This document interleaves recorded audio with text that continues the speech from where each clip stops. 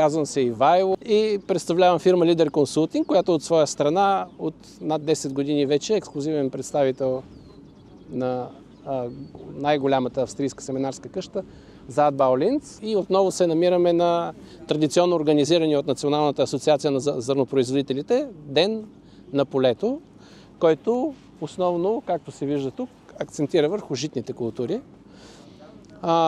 Тази година деня се организира в Айтоското землище с домакин Агродар България и тук на полето присъстваме с 6 сорта пшеница, 4 сорта ечемик и 1 тритикале. Първата пшеница, която имаме поред, е Шевиньон. Saatbau и като цяло австрийските пшеници са известни с това, че са основно хлебни пшеници.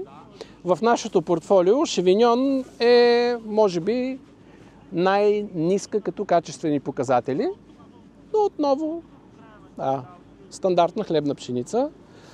Единственият безусилен сорт в портфолиото ни.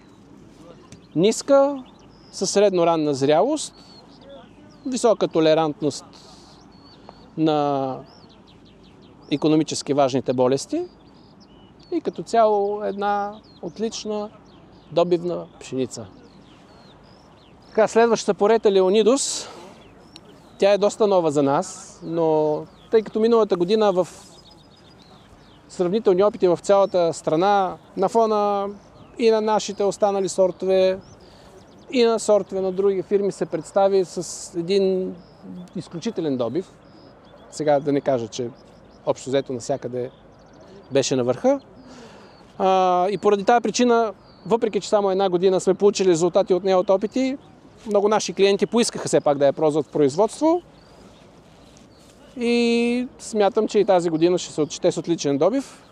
Усилиста, отново не много силна хлебна пшеница, но с отличен добивен потенциал.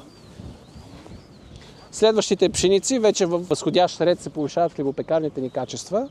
Това е Апексус, който за нас е, може би, една от най-универсалните ни пшеници, която намира своето място общо взето без оглед на региона. С пшеница от 7-ма група по австрийската класификация, която общо взето стига до 9. Усилиста с отлично фитосанитарно здраве.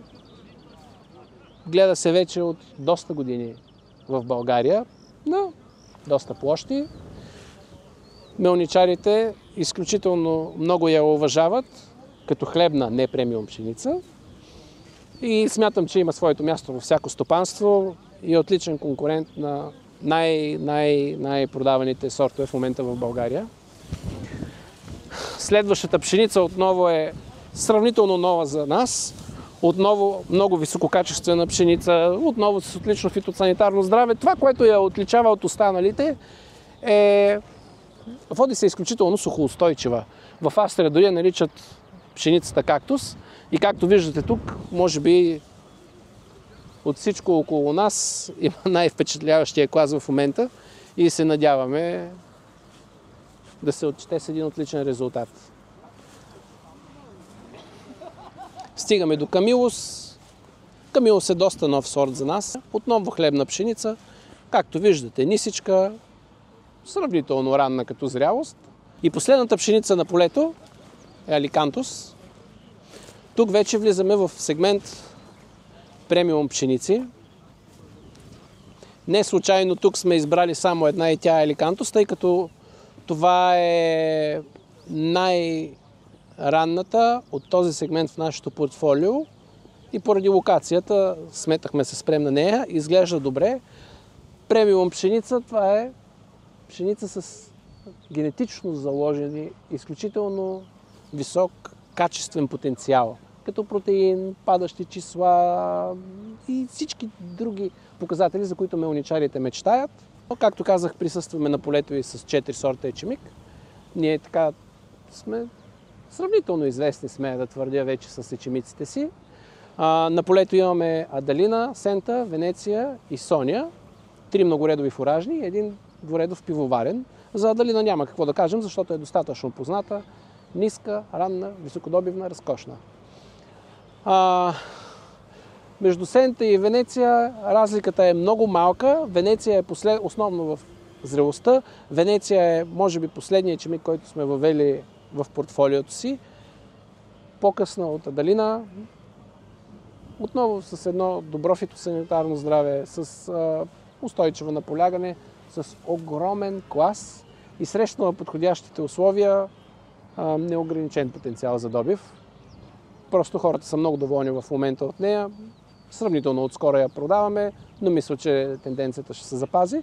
И Сонята, която е дворедов пивоварен ечемик, разкошна комбинация от добивен потенциал и качествени показатели за пивоварната индустрия. Сега там търговията обикновено е обвързана с изкупуване и поради тази причина не сме особено силни в сегмента пивоварни ечемици, но хората, които работят свободно, а не договорирано с специални сортове, смятам, че могат да разчитат на един изключително стабилен и доходен сорт. И разбира се, едно тритикале, най-хубавото на полето. Тримондо отплаща се изключително добре, не само сорта, ами и културата на по-слаби почви, с по-малко храница. Една разкошна култура е тритикалето, малко подценявана, може би, поради пазарни причини. И естествено да си кажем, пионери в покривните култури, времето наближава, заповядайте при нас.